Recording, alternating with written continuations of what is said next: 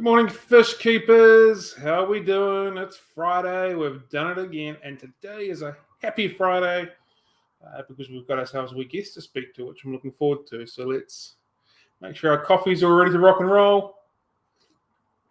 Oh, it's really hot. I've just made it and it's stupidly hot. It is pretty good though. I'm converting myself to black coffee, so I'm getting there slowly. All right, enough of that. Yep. Let's bring on our guests. We've got John as per normal. Hello. And we have Yago from WEO. Good morning and good evening to both of you. How are you? Cool. I'm good. Thank you very much for joining us, Yago. It's much appreciated. Well aware it's later in the evening, so we really appreciate you being with us. It's much appreciated. Thank you very much. It's been a pleasure to join. Cool. Good morning, Renee, Zen, Helen, Brian. Thank you all for joining us. Okay, so first question that I have for you is, how did you get involved in the aquarium industry, and more particularly your aquarium hobby? I was really in the early age. I was 6 years old, and I passed by a little aquarium store that was at near my place. And I saw a little aquarium that with a couple of stones. It was a typical Chinese plastic glass box. And inside it was a couple of paddle-tail newts, the Chinese newt. And I just got completely fascinated. So I asked my parents to buy the aquarium and with the newts. And my parents were not about animals at all. So they say no. So basically, I stayed the whole week. Anything they asked me, I would answer something regarding the newts. So what did you learn to go to the school?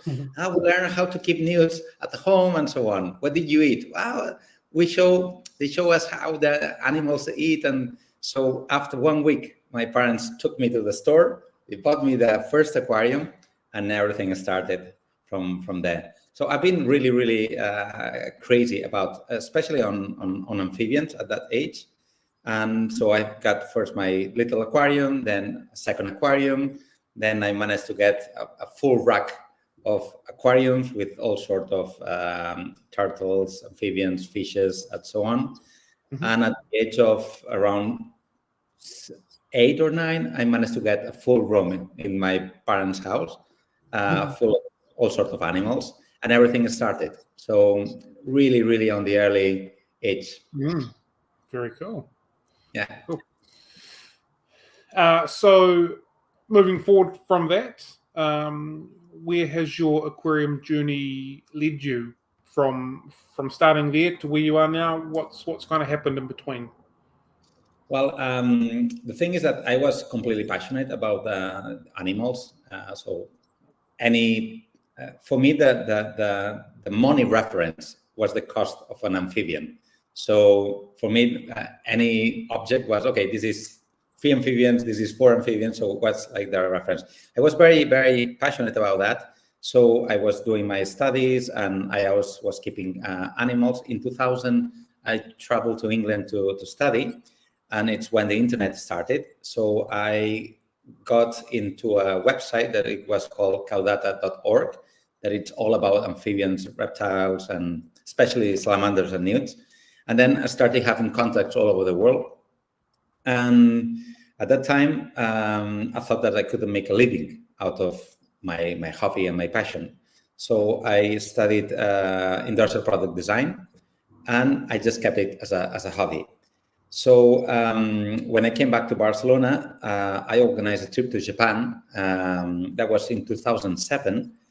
And I arranged a meeting with some Japanese herpetologists and hobbyists. So when I just traveled there, I went for expeditions to look for the giant salamander and stuff like that. And one of the guys, when I went to his home, he had an aquarium that was completely copper. So I was wondering if there was, a rare species, and he just uncovered it. And it was an aquarium for the IPLC contest. It was the first fully planted tank that I saw. And it was completely blind mind-blowing, because the quality of the tank 2007 was nothing compared in Europe. So I was completely amazed. The guy gave me a catalog of AVA at that time and introduced me the figure of Takashi Mano. So I started like, what's that? It was like a jump to the future in aquarium hobby.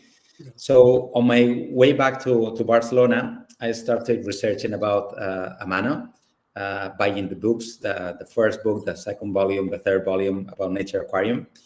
And then I organized a second trip the following year, 2008, and I managed one of my friends to arrange a meeting at the AVA gallery.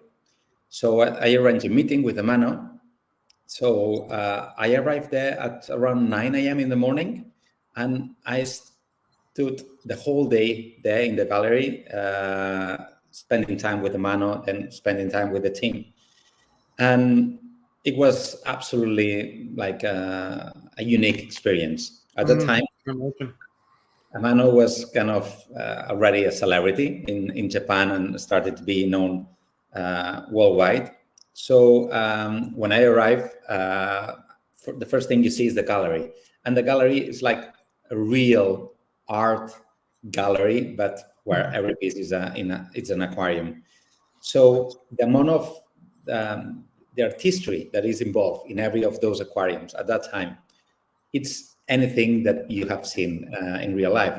You've seen some shots, some photographies, but you are not aware that this is possible in that quality. And when you see in 3D, everything changes. So I was talking to the AVA team, and at some point, Mano came.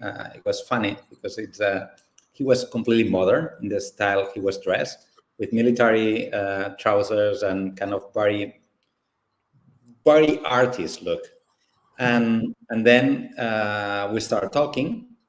He doesn't speak English, but he understands way more English than we expect. I think it's a kind of a strategy of keeping the figure and being able to think the questions and so on.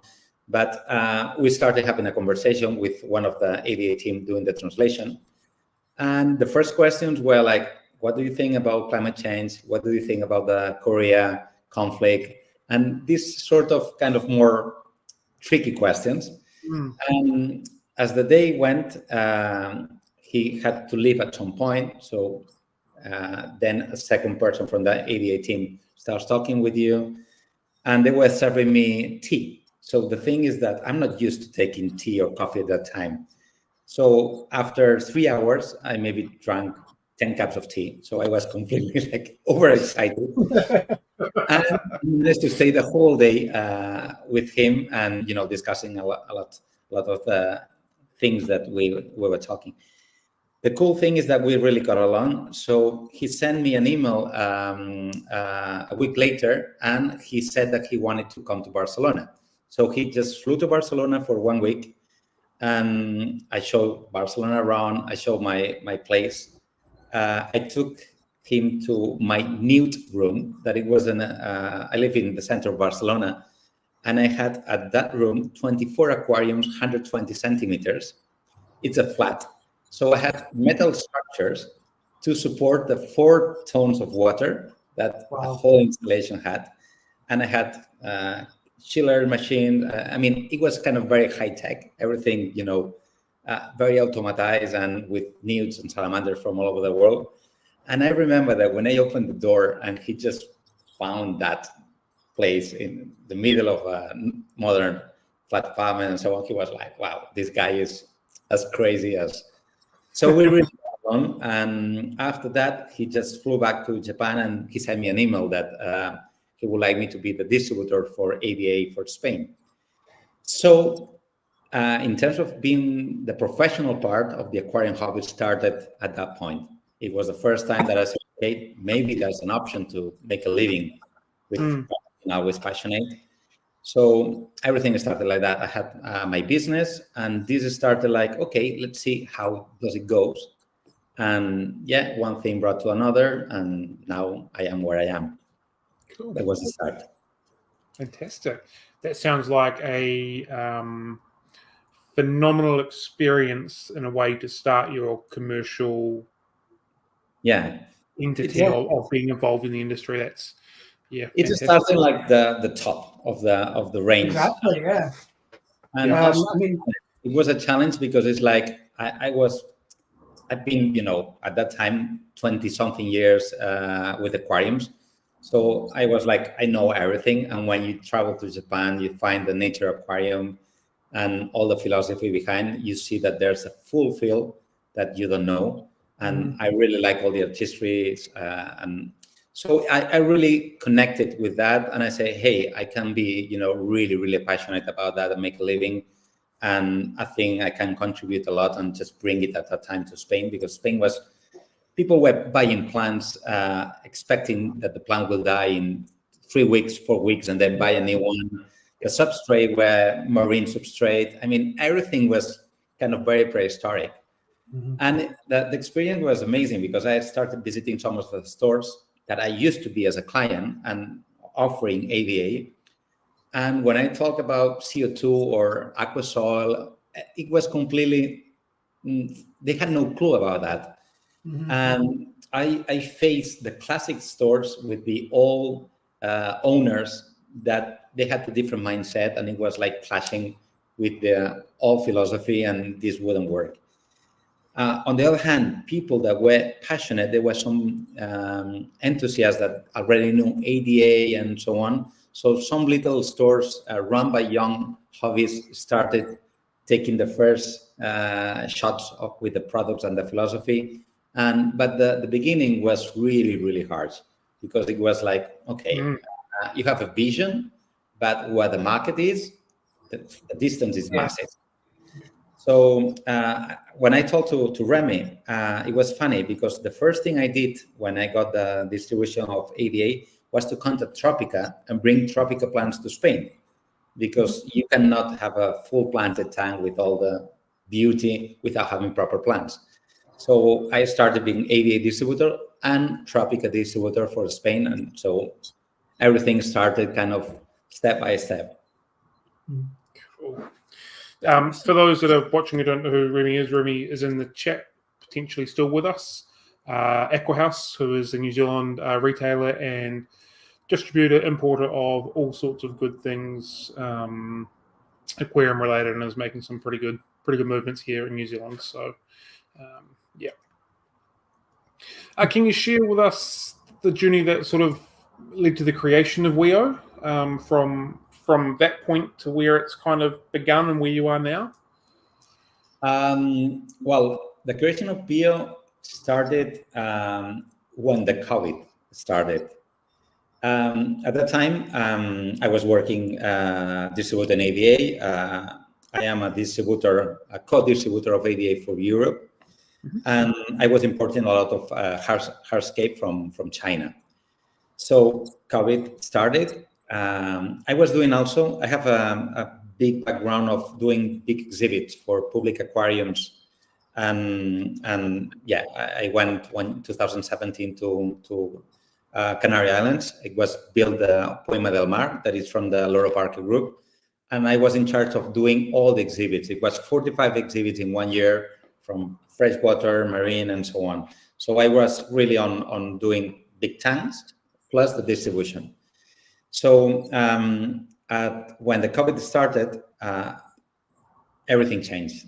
All the shipping costs started to go completely crazy.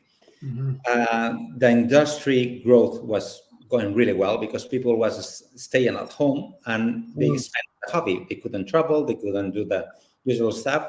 So in Europe, the sales of ADA, Tropica, everything was really, really as never before. The business was going really well. On the other hand, bringing stuff from Asia was like completely prohibitive. The cost of the containers started rising to 3,000, 5,000, 10,000, 20,000. So it was impossible to bring the cost.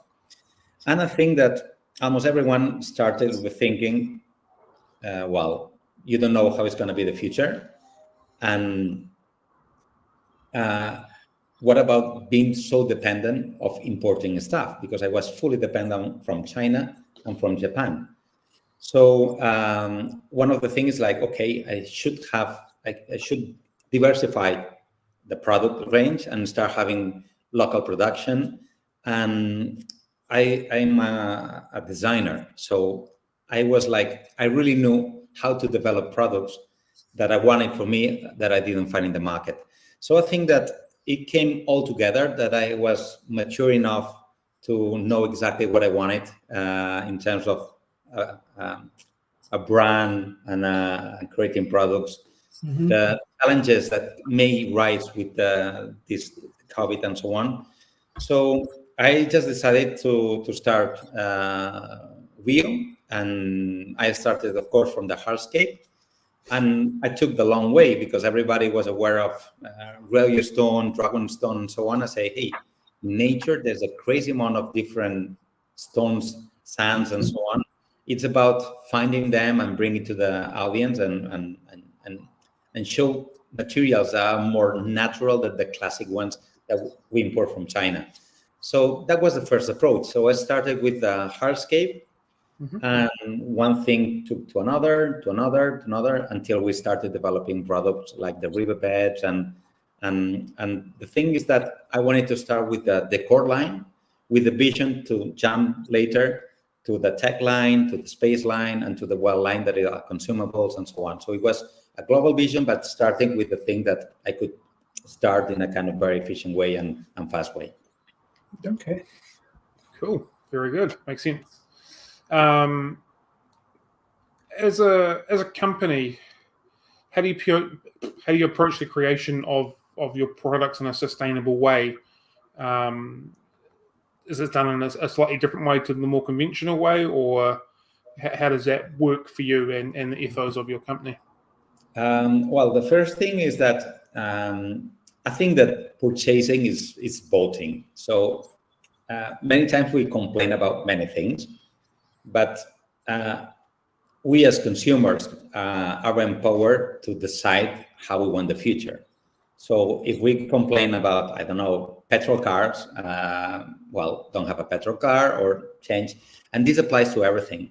So for me, it's like if you run a company and run a brand, I think it's very important to bring your ethos there. And even you realize how complicated it is or how much more expensive it is to take some decisions.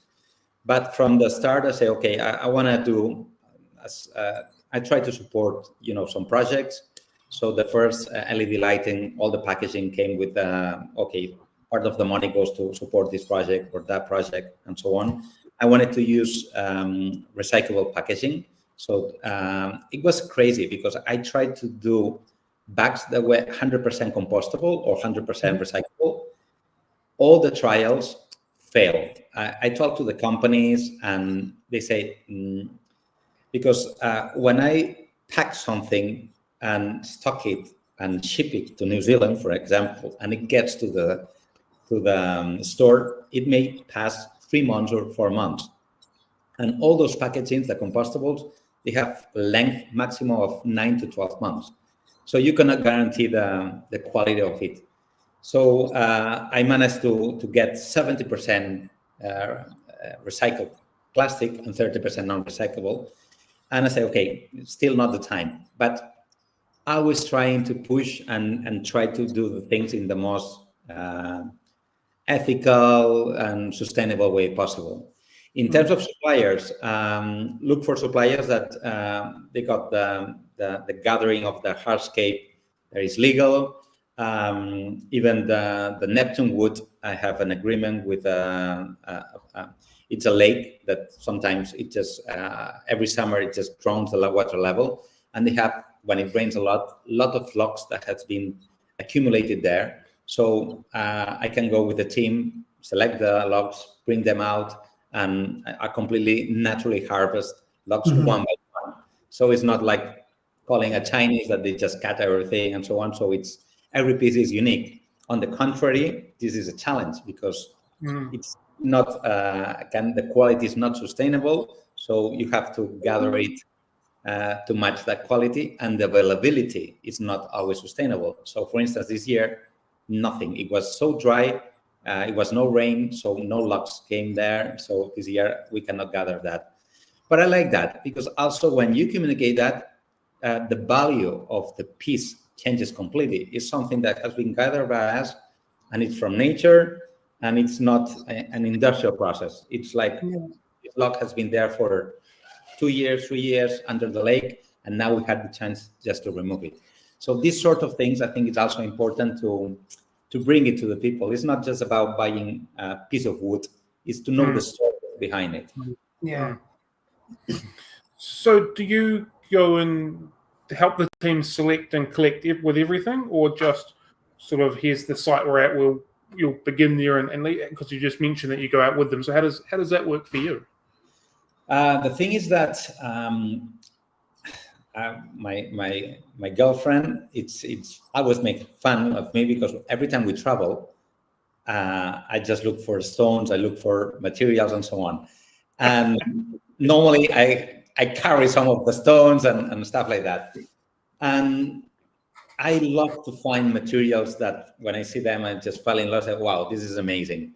And how can I get it? And then talk to the people around. Is anybody that does construction there, has a license about that? And so it's really like kind of Sherlock Holmes through travels, find materials, and then trying to get them in a sustainable way. So I'm not using the traditional resources like, okay, let's look for garden materials or aquarium goods from anywhere in the world and just contact them online. I like basically to go to some areas, find the goods, and then find out how to get them in a sustainable way. Cool. And do you Fantastic. find that knowing where a certain log comes from helps you understand what else is in that area, like other kind of rocks or substrates, to give you an idea for further substrate projects as well?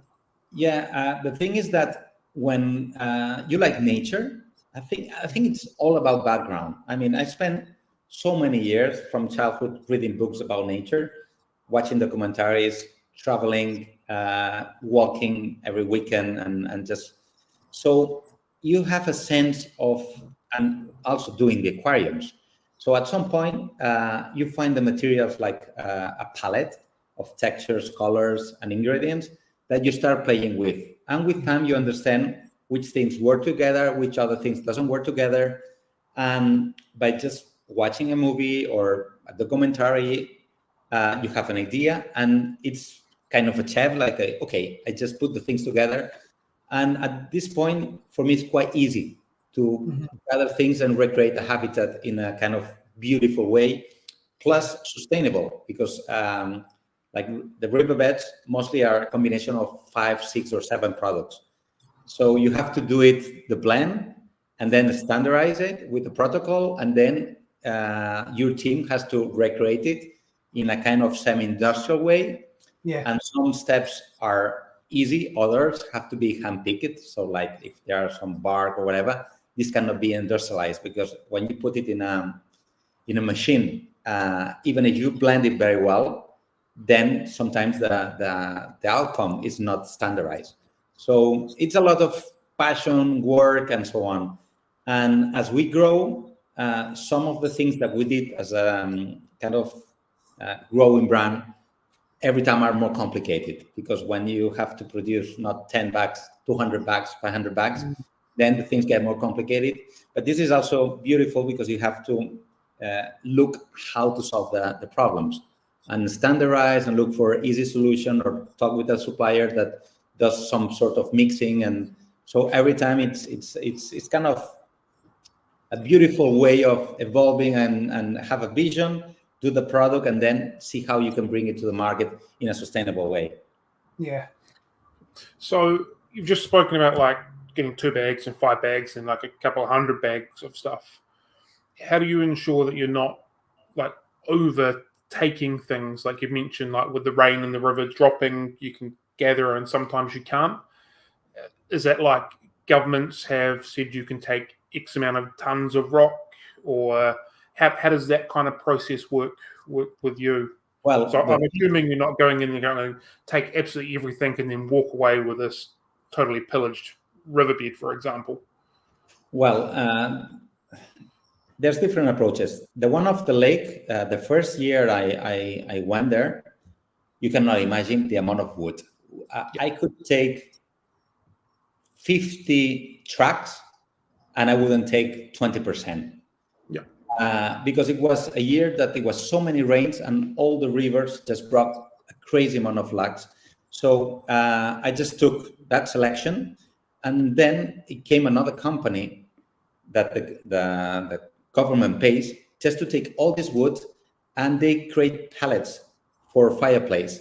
They had to remove it because it's not secure for the lake to have this amount of wood all around in terms of people walking, also covering for the fish life and so on. So every year they send a company that basically destroys everything, and they even burn it because it's too much. But this is let's say a good gathering year, like in fruits. But other years there's nothing, so nobody can go. On the other hand, when it's basically about stones, it's like now I have to look for someone that has a license for getting that type of stone and in a sustainable way and in big quantities. If it's something that it's not sustainable in any way, then I cannot include it, because when you start in doing distribution worldwide, you have to make sure that the product is sustainable over time. So that brings new challenges. Cool. That'll make sense. Thanks for clarifying. I was trying to work out how that would work in my mind. So we've had a question from one of the watchers. It said, are you finding people are more aware of where the fishes come from, so they want to cater to those species? I would like to think yes, but I think that I'm surprised how the biotop is not thriving way more. My background is about amphibians, and for me, every time I wanted to have an amphibian, I went to Google Maps, researched where it was from, checked the weather, all the years, because in terms of newts and salamanders, if you want to create the breeding cues, it's about temperature, light cycle, even water chemistry, and so on. And so many little things can make to breed a species. And at the end, when you breed a species, normally it's that you're bringing all the ingredients together to that the animal it's good. So for me, nature aquarium and all the aquascaping makes a lot of sense if you bring that knowledge of aesthetics into the biotop. And I don't know why people think that the biotop has to be ugly or just a bunch of rotten leaf and branches. Because in nature, you have beautiful sceneries that can be way better than any aquascape. And this is in nature. So beauty doesn't compromise about the style, if it's a biotop, a cyclist tank, or anything. It's about making a beautiful scenery. I like to use the word of that people re-engage, that you see that say, wow, this is amazing. This is a piece of nature. I appreciate it. And this is something that I think people should start trying to investigate and develop way more. Yeah, it's definitely something that is growing.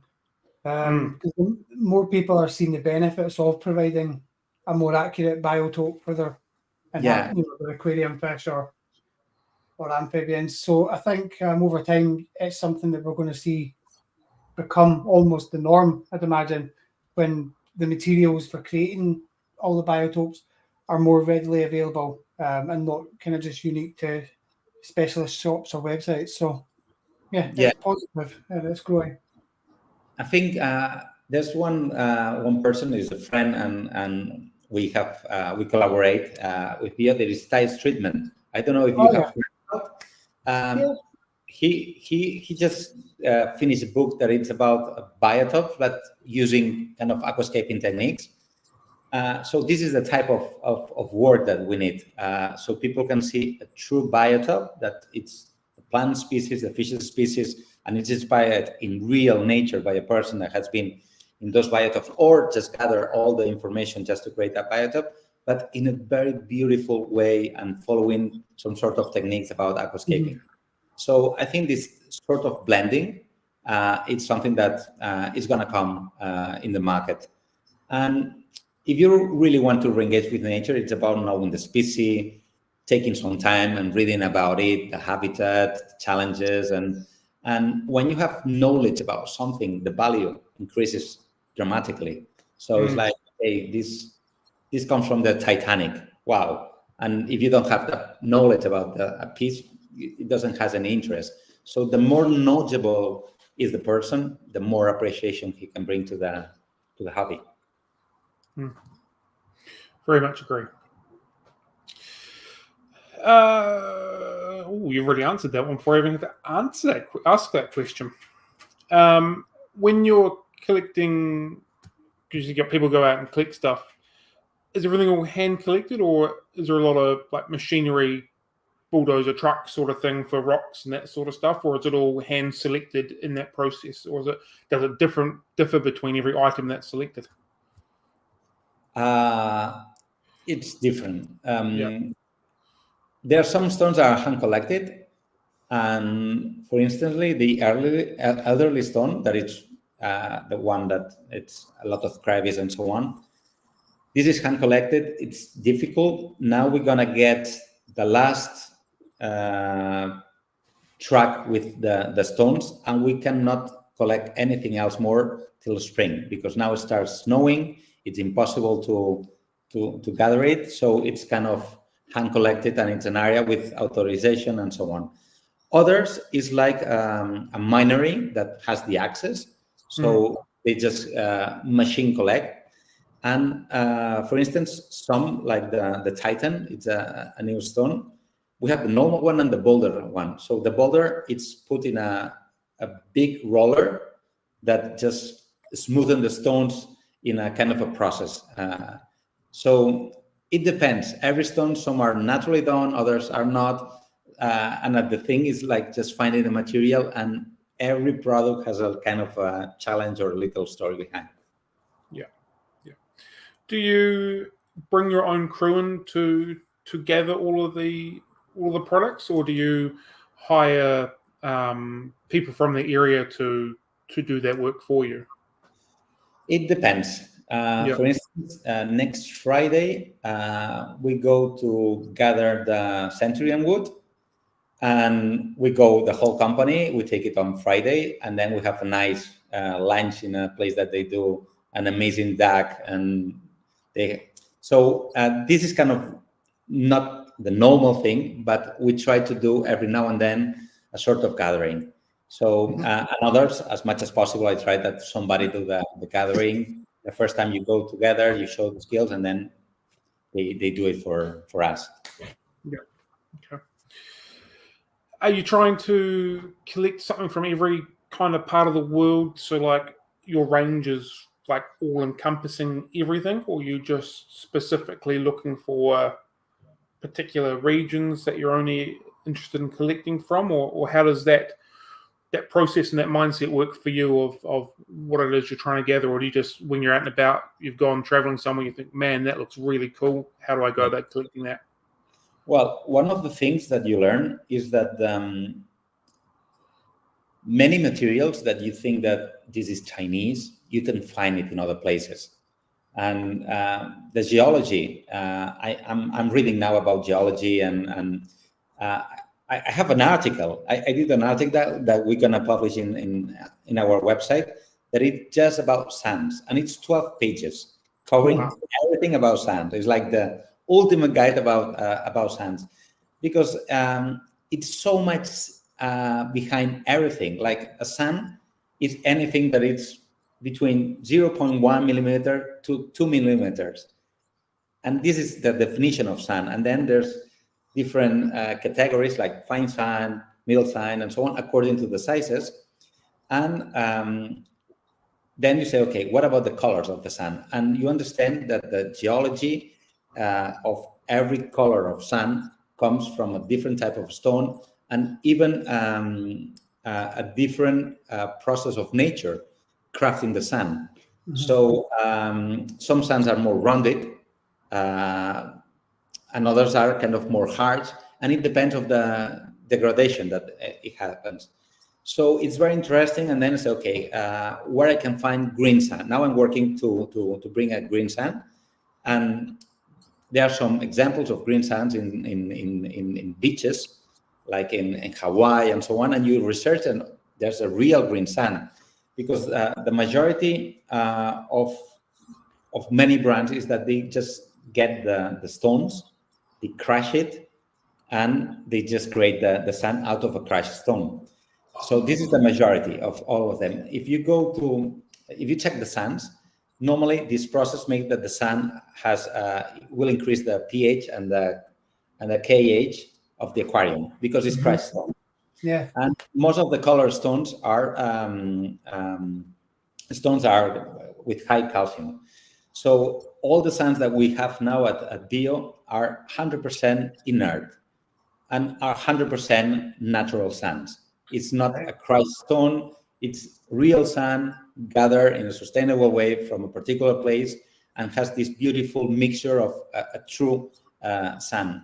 And for me, this is one of the things I really enjoy, when you see the different shades of the color that naturally blends together and works together, compared to something that it's all the same size grain, all the same color grain, and this is a crushed stone. So it's like trying to bring the real nature back to the aquarium, and also inform people that how you can identify if it's a crushed stone, a natural sand, and what are the advantages of it. Yeah. So I remember when I was younger, some of the beaches in Tenerife, yeah, they were dark black sand, because of the volcanoes, and I always wanted to be able to try something like that in the aquarium, but you never quite get what they looked like, because it was a beautiful sand, but yeah, you know. And it's volcanic, so it's 100% inert. This is our midnight. Our midnight is 100% volcanic sand, like the ones in the Canarias. Then we have the Choco, that is the same, but it's brown volcanic. And then we have the Inferno, that is red violet volcanic. So at the end, it's 3 different shades of color out of volcanic natural sand. Yeah, I've used the Druid gravel before. That's the kind of color, but obviously that's larger. It's not a sand, that's more of a gravel. Yeah, exactly. You've just blown my mind a little bit. I never envisioned that companies would just grab big rocks, crush them together, chuck them in bags. I naturally thought they were all collected from some natural source, but it makes sense. Like, they're all so uniform, they're all identical. There's no variation in it. You just absolutely blown my mind and made me think about something completely different. Fantastic. Cool. Well, but this is about knowing the story behind something. So when you are aware of that, then you identify it in a glimpse if this is a natural sand or not a natural sand. And you can really see it, because if it's all homogenic, same color, same grain, and you take some drops of vinegar or lemon, and it will start freezing, and say, okay, this is just a crushed stone. Yeah. Well, I'm just thinking of the sand that we stock, and they're all uniform. There's no differences, and they're all the same. So that's absolutely blowing my mind. Fantastic. Cool. One of the things that when I first came across your company was the riverbed sets that you do. And that kind of touches on what we've just been talking about, where you're grabbing a mixture of textures, materials to create a natural looking substrate for your aquarium that, you know, for years I've went out my way to try and create something like that using all the different things, but what you've done is you've encapsulated it in one product, which I think's an amazing approach. Yeah. Because for a lot of people, you know, understanding the little twigs or broken leaves or some small pebbles mixed with some sand and soil all in one is natural. You know, for a lot of people, the thought of that gives them the fear. But you know, for a biotope type aquarium, it simplifies the whole process and speeds it up completely. So bravo on that. Well, the riverbeds, it's one of the products I'm most proud of, because it's the plain sand that everybody has used, and then just rise to another level and make it affordable for everyone. So you just grab the bag, you throw it, and the more random and chaotic that it falls, the more beautiful it goes. And one of the things that I have in mind is that almost everyone had an aquarium as a child, and almost everyone had a total failure having an aquarium, because they assess us in a really bad way, because we started with the smallest tank possible, which is the worst, because the water chemistry is like impossible. Then we put the materials that we should not put together, because I don't know, the Christ sand just rise the pH, the KH, and then we put the fishes right from the beginning, day after, everything dead. So I'm one of the things that at Bio I would like to introduce at some point is ready-made sets for the beginner to be successful, both aesthetically and also in a way that people can get a beautiful introduction to the aquarium hobby without algae issues, the chemistry issues, and so on. And this is a job of the stores, but the stores also need the assets to bring it to people in a safe, funny, secure way that everybody can start a hobby and then evolve to because how many people just quit the hobby because it was like a nightmare. So this is one of the things that I think the company should make an effort to make things easy. So biotops can be more affordable by just having the riverbed and throwing it and say, oh, that works. And that looks like a biotop. And even though it's ready-made, people start knowing how to mix things, because they see there is sand, the pebbles, there are some branches, and how the colors are mixed and the grains, and everything works together. So the other thing is that this is a base. And for me, an aquarium is like layers. So you can just put the sand and then say, okay, now let's make it more interesting. Let's look for a little gravel just to add another layer of complexity. And every product that you put in an aquarium speaks about something about nature. So it's like a storytelling. When you create an aquarium, you can just create like an aquascape that is, okay, beautiful, impactful, but you can just introduce so many things that can tell stories about what things happen in that place or how nature acts. So, for instance, if you select a boulder or a stone or a rounded pebble or a crushed pebble, it tells a different story. So if you have like an aquarium and you put like a waterfall there, and normally when you go to nature, you see that those areas that there are cliffs, the stones just fall there, and those stones are really with crevices, and it's a stone that has not been polished by the time.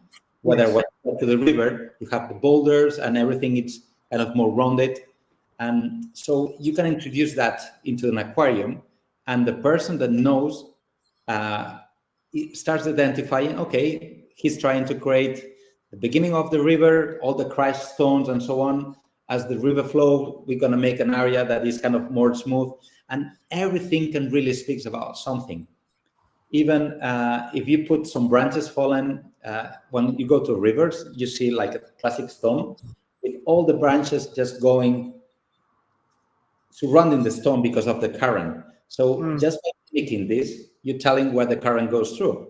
So there are many things that when you go to nature, if you put attention, you can just create those little things that at the end make something more realistic. And this is a lot of fun, because at the end, a piece of nature that we recreate, you can just make it evolve and change it and bring some input for the fishes, like all the leaves that fall from outside. This is an input that the fishes just go and make some enrichment for the animals. So this is something that can also be. So I really believe that we have evolved a lot in the aquascaping world, but there's a lot about to evolve in terms of philosophy, in terms of storytelling, in terms of making people aware why things are natural and why they look natural, because there's something that you've learned from nature and then you just bring it there and recreate it in a natural way. Yep, makes total sense. We've got a question from the viewers, but I just wanted to touch on something first. So in the marine side of the hobby, you can buy live sand, basically. From my understanding, it's been gathered, it's still wet, still got all the bacteria kind of through it. Does that mean the sand that you're collecting is in turn similar to that, or does it go through some sort of a treatment process before it makes the shelves? Well, the things, and especially now that we started working with Remy to bring bio products to New Zealand, is like everything has to be sort of sterile. So also, one of the things that it brought me so many headaches is when we started packing the roots, different sort of roots, the twisted root, it got mold many times after 1 month or two, because it's a natural root with humidity inside, and when you put it in a bag, enclosed in a box, within a store that it's 25, 27 grades, constant temperature, what you get, it's mold. Yeah. So finally, we ended up buying an industrial heater. So we just put all the roots there, keep it for 2 hours at 80 grades.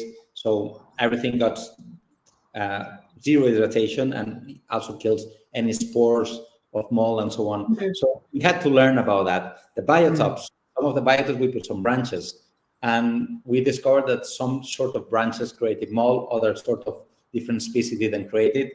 So it's a process, and there are some challenges. And yeah, when you standardize a product and you have to export it and has to be packed and has to keep quality and being sterilized, you have to go to many different steps that you learn as you walk, and you face the challenges. You have to say, okay, now what we do with that. So you have to do a lot of treatment and cleaning, and it's not so grab and put it and that's it. No way, it's more complicated. Cool. All right, so the question we have: what if we like color and want to balance that with natural aspects? They're not a fan of brown. This was, I believe, in regard to the way nature creates stuffs and collects stuff. Does that make sense? Well, as I said before, nature has the full palette of colors. And for instance, when we, one of my favorite stones, is jade stone, the J one, which is the green stone. And it has beautiful shades of green, and it's a stone that you can craft because it breaks so easily, and you can create a lot of different textures. And the first thing when I send it to some friends, stores, and so on, hey, look, where's green stone? And some people say, this won't sell. It's green. People will think that it's algae on it and stuff like that. And over time, that stone started selling better. And now it's one of our top sellers. But many people, when you create something, you use the reference that you have. So I think that we are very contaminated by all the Asian stuff and traditional decoration stuff. So, okay, stone has to be gray stones, because the Ryoyo, the Shiryu, all the most top seller stones are gray or brown, like the dragon stone. But when you go to nature, you have a huge assortment of different styles of stones, and the same with the sands, the same with the gravels. And also, I like to go to places and take pictures where you see like a blend of different textures of stones, boulders all together, because you can see even in some rocky areas that 2 or 3 types of different geology come together, and you see the lines that they just collide together, and you see one type of a stone and next to another type of a stone, and this happens into nature. So you can also recreate that in nature. So I think that we have to break the boundaries and also let people play with different colors, textures, and try to get inspiration and remove the corset. Because one of the things that I don't like lately is like all the contests of IPLC. We start seeing the same style of aquarium, the same plants, the same fishes, the same stones, the same structures. And this is playing safe because it works all together. But when you go to nature, they blow your mind because there's the craziest thing you could imagine exists in nature. So I think people have to try to be more creative and be more free and forget about brown and say, okay, I want to do a full green aquarium. This happens. Try to get a green sand, green stone, and create something different, and even research where those materials come from and try to find some inspiration out of that. So basically, for color, you don't have to go artificial. Nature has it. We just need to find it and research it and pull the resources together in order to create it. Yeah. And also you can have a base, a foundation, like you get a riverbed, like, I don't know, the beck that is completely black with different, you have the druid stone and so on, and say, okay, this is my base. So now I can add further layers and say, I'm going to mix it with something, I don't know, reddish, and put it together. And then you create a different texture. There's a lady discos. There's some of our people, influencers and so on, that they start playing with different materials together. And for instance, when I went to Green Aqua, they say one of the things that we love about your products is that all the products can be mixed together. So you can grab one sand and another sand and just blend it together, and you get something that works in a different way. So we just released like a set of colors that it's all our sands, 11 sands, and yeah, it's like the palette for people to start mixing and trying things together, and come on, there's a world beyond the white sand, and so yeah, I encourage people to play. Cool. So you've obviously got sand, rocks, and wood in your range. What other products do you have that's in your catalog? Well, now I'm working.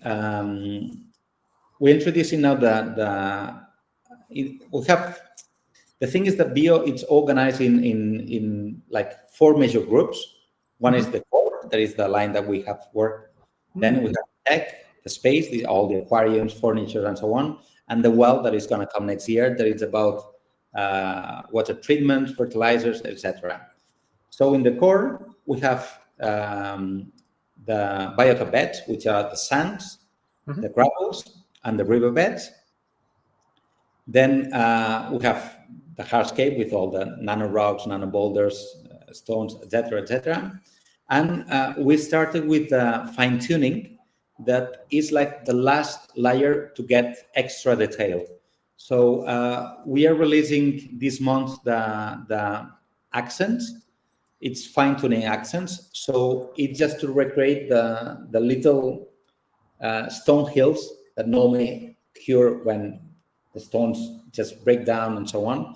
So we are making all the different color shades. So you just put, I don't know, Shadowstone. So you have the green accents, and you just put it, and you can easily recreate the little slides and so on. So this is one of the products just to bring another layer of complexity. And I'm working on all the botanical line. And we are organizing the botanics in 3 groups. We have the geographical ones, kind of very biotop, so North America, South America, Europe, Asia, etc. Then the target ones, which are botanics that are targeted to a specific group of animals, like the cichlid set, or the beta set, or the nano set, etc. And then the season impressions. That the idea is that this is very related to creating enrichment for the animals. So the thing is that I would like people think about maintenance as one of the fun part of having an aquarium. So it's not about doing the water change and doing the filter cleaning, and so on. So every time you do maintenance, it's a good opportunity to introduce something new in the aquarium that can make the animals interact with something. And one of the best things are botanicals. Botanicals are sort of consumable because at the end you put it and it will last a few months, 2 or 3 months, and then start melting. And it's a source of food, it's a source of interaction, it's a source of something novel that just fell down. So the curiosity of the animals changes, and you can change so many things, and you can recreate, like, even the water level to drop in summer, do less water changes to increase the chemicals in the water, and put more organic just to recreate the falling of the leaf, and then do a big change with clear water, and then that may foster the breeding of the animals. So there are many things that if the user start thinking in a different way, it's not about having an aquarium 25 grades, 12 hours light, all year round. I just care about fertilizing and trimming. No, just make that evolve over time, as it happens in nature, that it's constant change. So I think that in terms of the core, all our line that we are working now, it's about bringing things for enrichment for the animals and making people rethink about how should be an aquarium and the maintenance. It has to be evolved over time. Cool. As you were speaking to me, had someone ask about kit sets like substrates and stones and that sort of thing. I think kind of, sorry, I flipped it off a bit too quickly. I think you might have touched base on that during that. Thank you, John. In one of the sets that you do. Yeah. Correct me if I'm wrong, but is that how that kind of thing works? Yeah. Decor kits, it's something that works perfect. So for me, it's like the perfect gift or a person that wants to recreate a biotop. So you have everything that works together very well, and it's inspired in some sort of biotop. So it's a perfect start. You have that, and you can create something that, even if it's your first aquarium, it will look really good and look like done by a professional, because the amount of complexity of all the blends and the different stones and the selection, it's very well tested. And it can be used as a starting point to start mixing other things, getting other type of bigger stones, but it's like a successful start for anyone that wants to create a beautiful aquarium. Cool. We've also got someone who is excited for the WEO shipment to arrive. She has herself a tank. I'd also like to add, Helen, you and me both. I'm also getting really excited for when it arrives. So yeah, there's definitely a little bit of a buzz coming through New Zealand on your products coming here. So yeah, I can assure you, there's more than 2 people that are excited that they're coming, and we cannot wait for them to arrive. Yeah, so. I must admit, when I was setting up an aquarium about 2 years ago, about a year ago, sorry, and I was on a website here in the UK, Riverwood Aquatics, and I'd never heard of your things before, and I was just scrolling down, and it was there, and I was like, oh, this is new. This is really new. And then I went from there to your website, and I was like, wow, where did all this stuff come from? Everything about it was different from what we've been getting for the last 5 or 6 years. So it was really refreshing. Yeah. And Riverwood and Aquarium Gardens has been really, really supported from the beginning. They really believe in us from the start. So I'm very grateful that they really push the brand forward, and they started from, every product that we launch, boom, they just want it and promote it. So yeah, those are big displays for us, because at the end, some stores like Aquarium Gardens, Riverwood, Green Aqua, Aquasavi, those stores are reference and bring exposure. So many people are like discovering us. No, it's really good. Yeah, I was the same when I first saw it. I was like, oh, this is exciting. When is it coming to New Zealand? Was my first thought, knowing too well that it wasn't here. So yeah, I'm glad that it is on its way. Yeah. How do you engage the local communities when you're out and about, and do you get input and advice from them when you're looking at new products and new things to collect and that sort of stuff?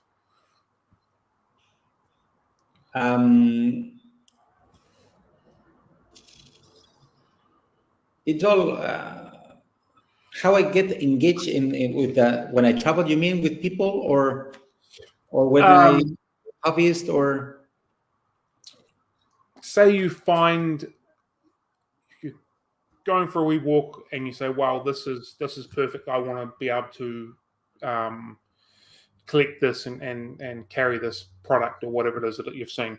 How do you then go about communication and being involved with the local communities to make sure that's acceptable, okay? There's no the reason why you shouldn't be, and all that sort of thing. Yeah, that's a very interesting question, and there's no path, because sometimes you find something in a place as okay, I know it's here, but where to start? So sometimes it's talking to an old person. Hey, I just found that. Is anybody here that does gardening, or is any? So they pass you a telephone number, then you call, then another one. Sometimes you get to a road with no option, so it's like, okay, we cannot get that. Another times is they pass you a telephone number, you talk to someone, no person that has a license and can gather stuff. So it's like a little adventure. It's a little adventure sometimes, and it's not a flat path, because it's not making a call and going to a company and say, hey, this is my catalog, you can buy it. So it's a sort of so many steps, and sometimes it takes 1 year just to get something that can work, or maybe you just get to a point that, okay, this is not sustainable. Yeah. Mm-hmm. But that's fun. I love to do that. Have you had many issues when it's come to local governments on collection and that kind of stuff, or is that a similar type of thing? Some governments are fine, some are not. Here in Europe, everything is very, very regulated. So I normally never deal with it. It's to find the right person to deal with it. So that's the thing. If it's local person, then knows the major knows who to call, and then you can get things done.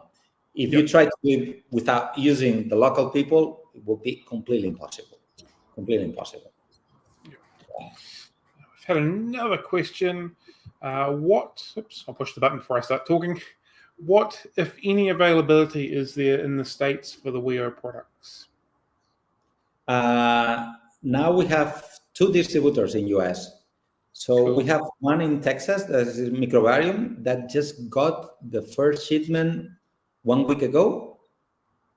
And there's Cuboid, that is the distributor from Virginia till Maine, that he has quite a lot of stuff. He's based in what's the name? Just higher than Virginia.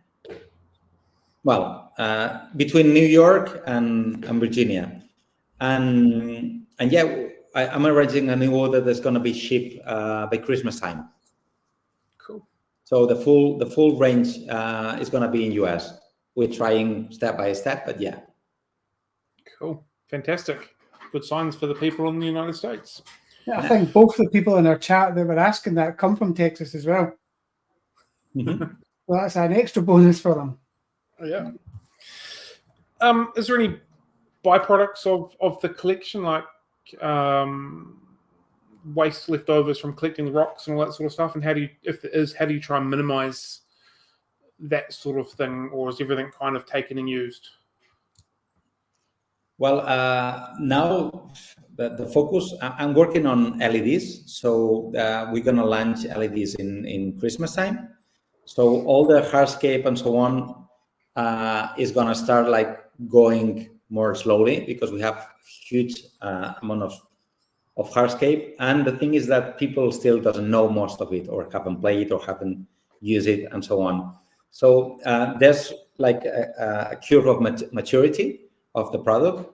So I think we just brought so many hardscapes, so many sounds, so many things to play with, that now the market needs to start using and maturing before launching many more products. So our focus is just to jump and try to get LED lightings and other sort of goods and expand the brand in other directions. Cool. So you said before, like plant fertilizers and that sort of scenario. So LEDs, water treatments, is that just the beginning, or is that kind of all you're looking at as far as non-natural products? That's not the right term, but I'm sure you know what I mean when I say that. Yeah.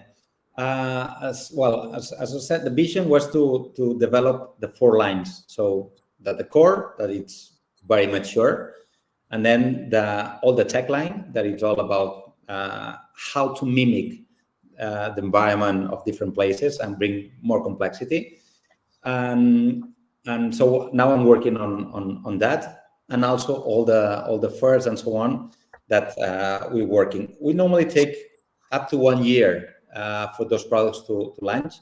The LED lighting, I'm pretty excited, and we work with a really the most sophisticated spectrum in terms of light, because everyone is just playing with the RGB or RGB plus white, and there's big gaps of the spectrum. And as I told you, I've worked a lot with public aquariums, and I've been involved in LED lighting since 2006. I developed lights for museums and with really high color rendering. And in 2009, we introduced an LED lighting that you put the GPS coordinates and recreate exactly the same number of minutes that it will reproduce the local time of that place. And that was introduced for the aquarium hobby. It was fully produced in Spain, but I learned when you have a good idea, we even patented it, but the production was impossible, because you cannot produce this sort of products in Europe at that time. It was impossible.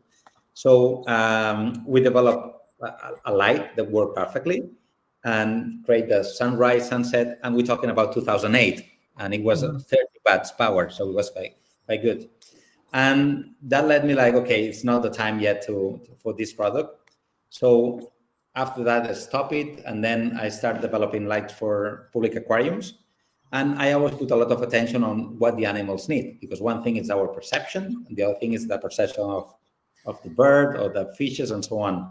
And when you start researching, you just see that we are very basic in terms of vision. We have the red, the green, and the blue, but fishes have up to 6, and birds also.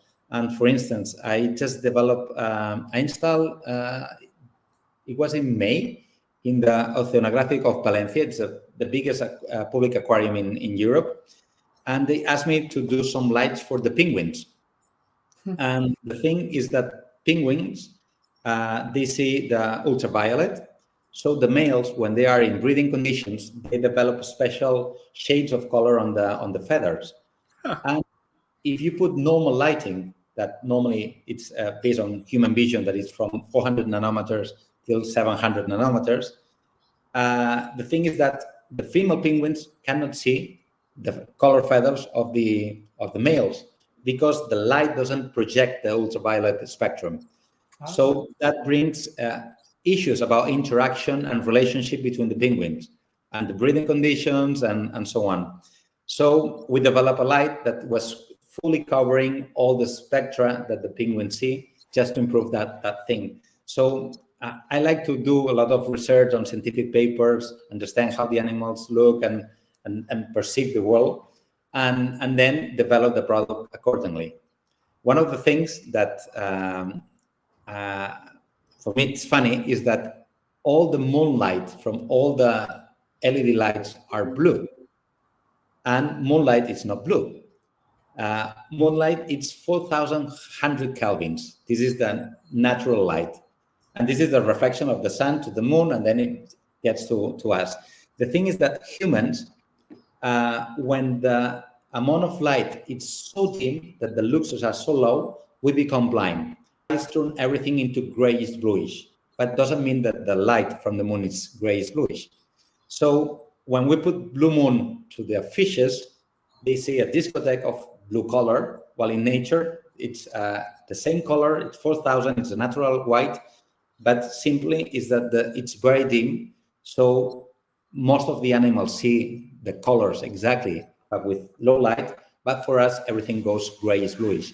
So these sort of things makes you design a light that is not target for humans, is target for animals. And it's target for humans because you just put a blue moon that we see bluish, grayish, because the amount of light is very dim, and it really recreates the light for the animals. So there's a lot of research that we take many things for granted, and sometimes it's good to scratch and say, is it really blue? And then research, and you find out some things that are very interesting. Yeah, I mean, that the way you described that light, you type the GPS code in.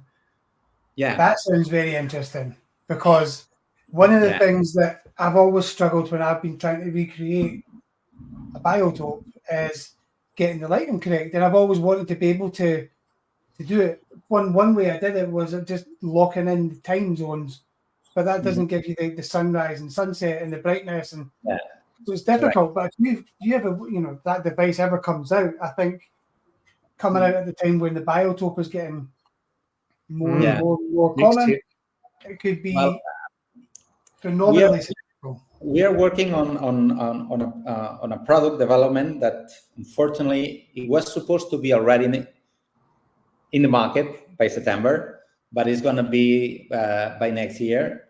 We're using the technology for what we do is that first we do it for the professional line, the public aquariums, and then we downscale it to general public. That's the approach that we take. So the thing is that we develop a controlling system that can connect to any meteorological station in the world. So you say, I have this biotope, you look for the closest meteorological station, and it will recreate in real time with the time difference that you set. So if you have an 8 hours time difference, you say, okay, the 8 a.m. from that place is my 8 a.m. with the time difference. And then it will reproduce every day the sunrise, sunset, and the length of the day. Wow! Even if it's cloudy, not cloudy, and stuff like that.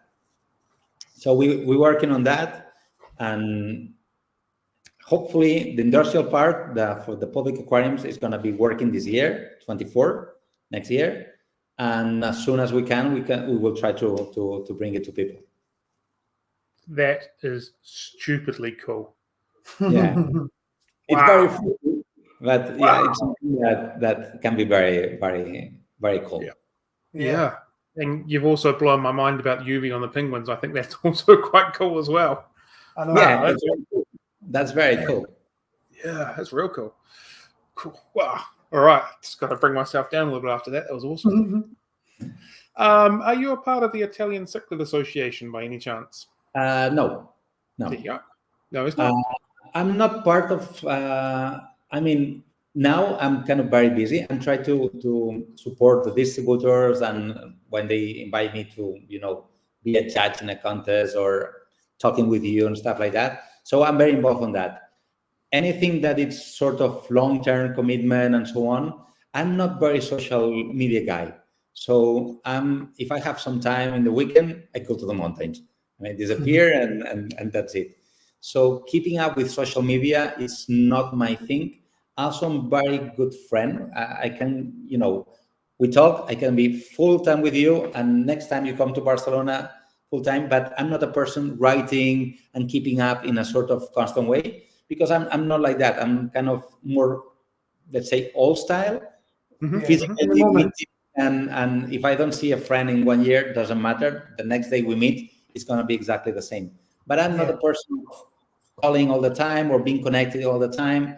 And it's the way I am. Are you still keeping aquariums and amphibians? Yes. Yeah, cool. Do you Yeah. still have as many?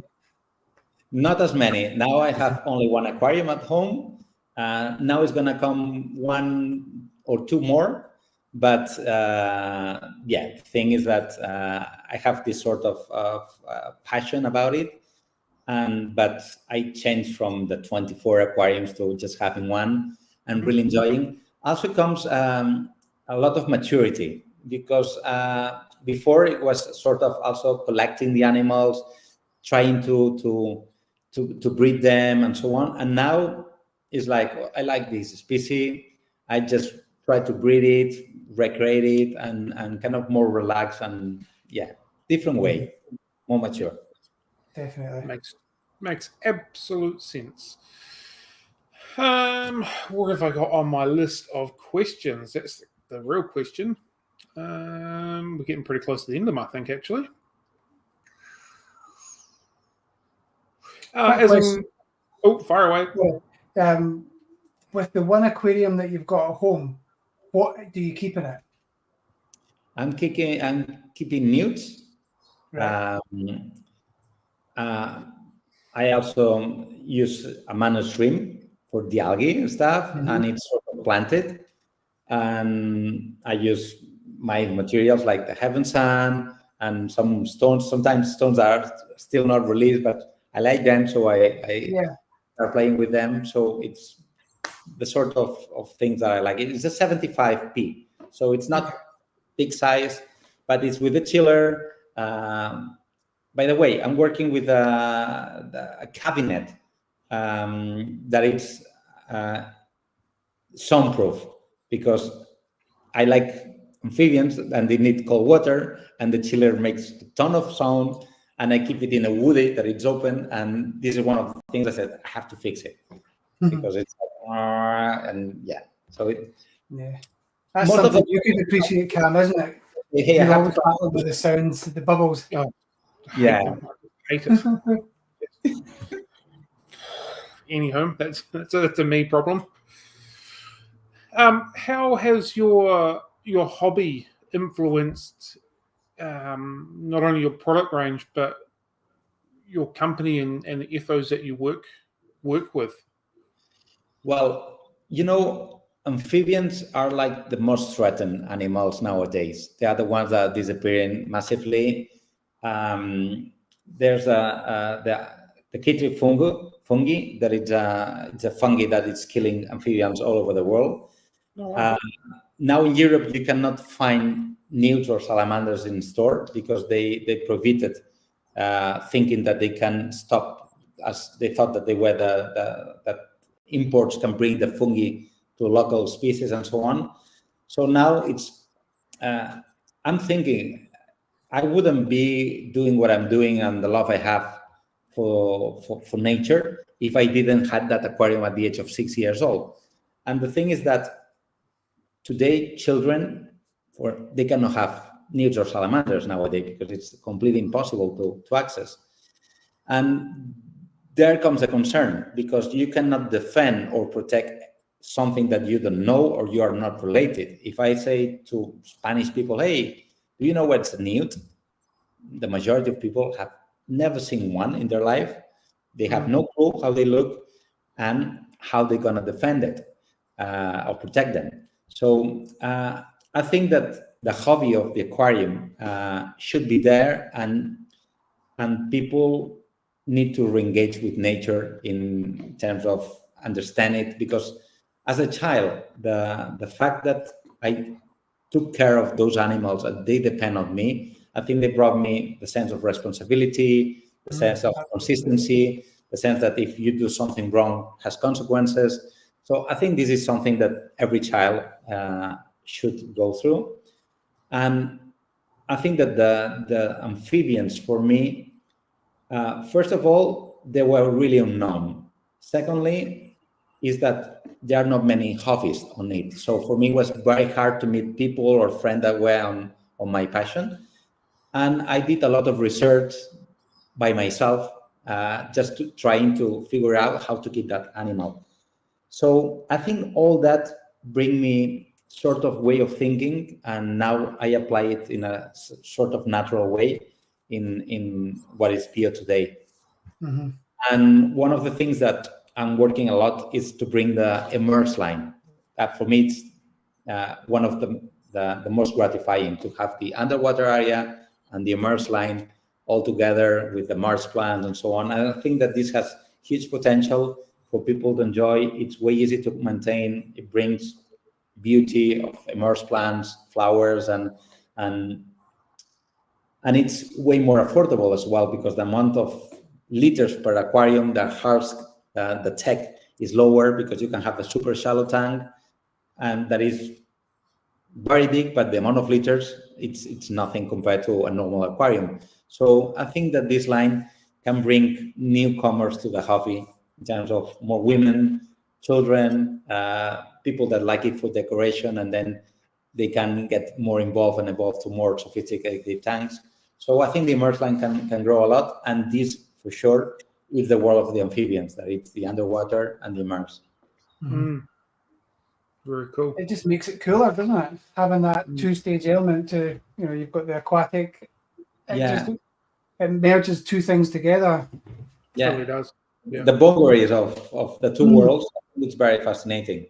Absolutely. And most of the plants, 95% of the aquatic plants are plants that grow immersed. So, and people can enjoy it a lot. Now, thanks to the Wawikusa and the people from planted tanks are started to play with some terrariums, but I think that it has a huge potential, and they work perfectly. Maintenance is 1/10 of an aquarium, and you don't even need to filter if you put the proper Mars plants. So I think it's something to study. And you've got some of the marginal plants on your website just now under the tropical section, is that correct? Yeah, we started with the terrarium plants, and this is preparing the area for all the immerse line that we are working. Cool. Yeah. For those that were wondering, Remy from Aquahouse has said that the Wear range will be available at the end of next week. So it's getting close, people. Get as excited as what I am. We've had another question here. As your company is based on natural products, do you support any conservation groups? And if so, where and what are they working on? Well, I've been very involved in amphibians. So I've been part of a project of, it's called LIFE, which is the most prestigious European project about preserving species. And there's one amphibian that is located nearby Barcelona in the Montseny. That is the most threatened European vertebrate animal. That it's a newt, that it's from Montseny. It's only live in 7 little streams in an area of 5 square kilometers. Wow. And I was involved in designing all the breeding facilities, teaching the people from the authorities how to keep the animal and breed them. And I've been up to the date collaborating with them, going sometimes to nature, releasing the animals. Now every year it's like a production of 700. So the population has been multiplied by 5 in the last years. So that has been very, very successful. And I have collaborated with EASA, which is the Association of Zoos and Aquariums in Europe, the one from Iberia, Spain and Portugal. I've been part of Stoop Books that are breeding groups of particular species. So I've been involved many, many, many projects all over my life. Cool. Fantastic. Sorry, I pushed the wrong button. Do you have some sort of formal education behind all of these things, or is this just all learned knowledge that you've just put into place as you've gone along throughout your life? I think that it's curiosity. If you are passionate, you have curiosity, and you have one thing brings to another, and it's if I have some time free, I just start like thinking what to do, a project, or so I always have a lack of time because I'm always, for me, going to work is going to my playground. It's like I wake up and say, hey, I'm going there. So it's Yeah. like, of course, there's many things that I don't enjoy so much, accountability and issues that comes and rise and so on. But yeah, it's very gratifying, and I just love what I do. Cool. I've run out of questions from our question list. The ones that I haven't asked, you've already sort of answered in your answers, which has been fantastic. John, do you have any other questions that One that is to draw a comparison between ADA and Wheel. Obviously, they're two separate companies. You came from one and created the other. Did you use a lot of their kind of philosophies when, not in a copyright way, but did you take a lot of what you learned whilst at that company and putting it into your own company with the design and their approach? Is that something that you've continued but down your own path, or have you tried to distance yourself from that and create an entire new, fresh entity? Well, I think that's a very interesting question. Amano had a clear vision about the nature aquarium and a sort of philosophy, and what I really admire Amano, because he had a clear vision and he just make it possible. He was a tremendous creative person because he released so many products that didn't exist before.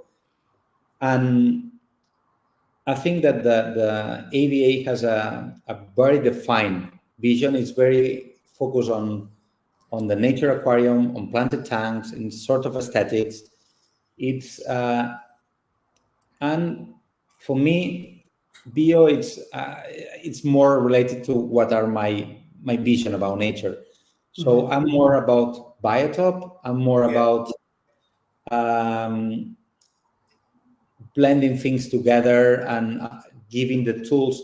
The Japanese philosophy, it's I bring you the product, you use it, you follow. I don't even tell you what's inside. You have to trust me. And this is the Japanese mentality.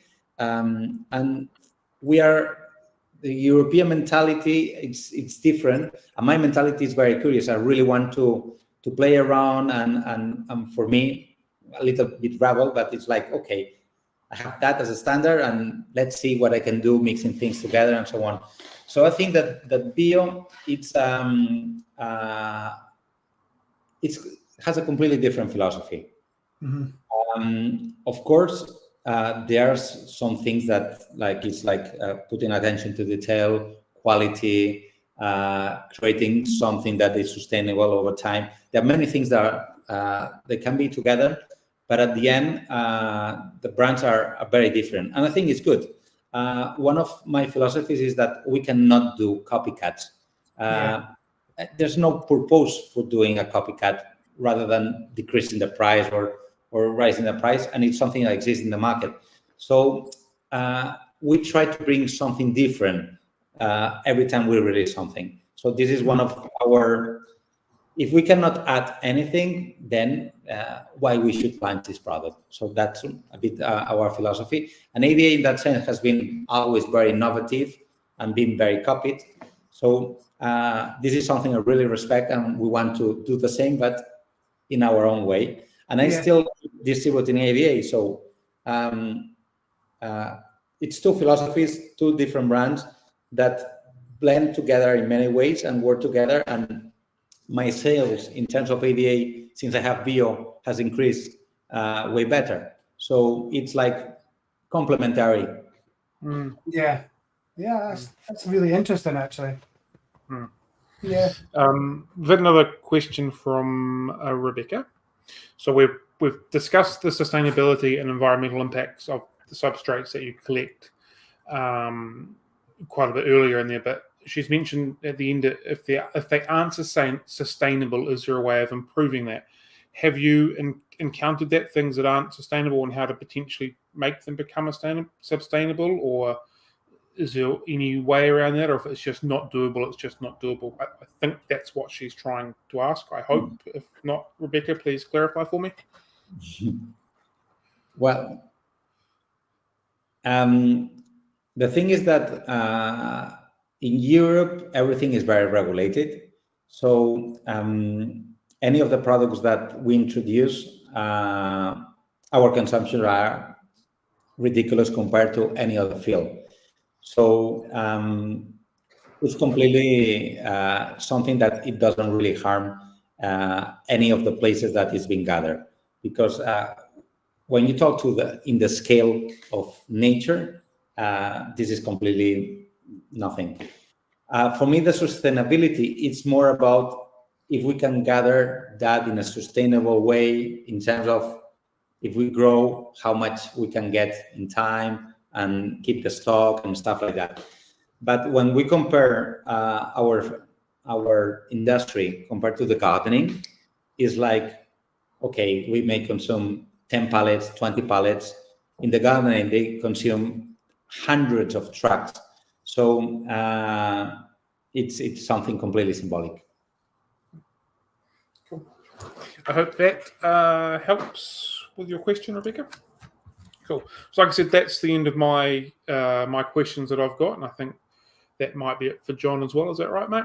Yeah, I've nothing else I can come up with at the moment, anyway. Yeah. You've blown my mind multiple times during this conversation. Oh, totally. I really appreciate it. It's been very, very cool to talk to you. And again, I'm very much looking forward to your product range arriving in New Zealand, and I know there's multiple other people that are as well. So that is all positive signs for the New Zealand hobby coming up in the next few weeks or so, which is fantastic. You've got my mind ticking away on another project as well, so I'm just looking at all the substrates again and the decor packs. I'm like, I need another project. So well done on that one. Maybe you then. Perfect. Yeah. Well, it's been a pleasure. Thank you so much. Yeah. We like to end our coffee dates with a quick school of six, which is 6 very short answer questions. None of them are there to stump you, just nice and easy. So first and foremost, if you're in a coin toss, heads or tails? Sorry, can you repeat? If you're tossing a coin, heads or tails? Tails. Tails. When playing paper, scissors, rocks, what's your first call? Rocks. Cool. Are you a tea? Are you a tea or a coffee drinker? I'm a beer drinker. Beer drinker. It's a fair answer. If you could have a meal with anyone, whether or not they are alive or dead in any period of time, who would that be? Leonardo. Cool. Nice. Are we alone in the universe? I hope not. You hope not. Cool. Very cool. And do you have a unicorn? Normally I ask for a unicorn fish, but it can also be a unicorn amphibian. Something you'd like to either keep or see in the wild, take photos of, or anything along those lines? I would like to see back the golden frog that was disappearing in Costa Rica. So I think that would be very exciting to find it back. Yeah. Yep. Cool. Well, that's all that I've got. So thank you. We've had a couple of quick questions while we've been doing this, or comments, sorry. I think Rochelle is right. There is plenty of people that have watched this that are imagining their next tanks after this conversation. So thank you very much. And Helen says she's really appreciated you coming on and loved learning about the penguins, which I also enjoyed as well. So thank you very much for being with us. It is greatly appreciated. We really appreciated your time. So thank you. It's been a pleasure. I had so much fun with you. So anytime I'm willing to talk. We keep enjoying in touch, and I hope All right. Thank you everyone for joining us. I hope you enjoy the rest of your Friday or Thursday night for you guys. Yeah. And have a good one, team. Happy fish keeping. We'll catch you later. Bye-bye. See you later.